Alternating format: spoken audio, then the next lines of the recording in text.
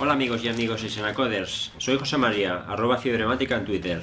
Hoy me ha llegado este paquete y os voy a hacer un unboxing muy especial. ¡Comenzamos! Bueno, pues nada chicos, voy a proceder a abrir este paquete que pedí hace unos días a la tostadora y ahora mismo pues veréis lo que es. Ya a lo mejor ya os he dado alguna pista, pero bueno, vamos abriéndolo. Ya está. Sacaremos, ya se ve algo por aquí. Sacaremos, onda, una camiseta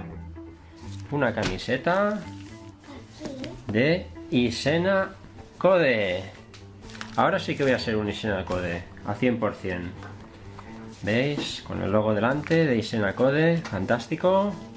Y detrás, sorpresa, mi identificativo, Fibremática. ¿Qué os parece, chicos? Esto sí que es entrar al club de Isena Code por la puerta grande, ¿eh?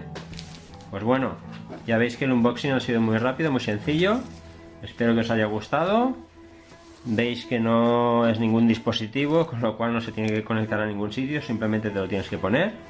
Y así de sencillo. Nos vemos en un próximo vídeo. Adiós. Bueno chicos, pues ya veis que ya tengo la camiseta puesta de Isena Code y esto ya no hay quien lo pare. Así que nos vemos en un próximo vídeo. Adiós.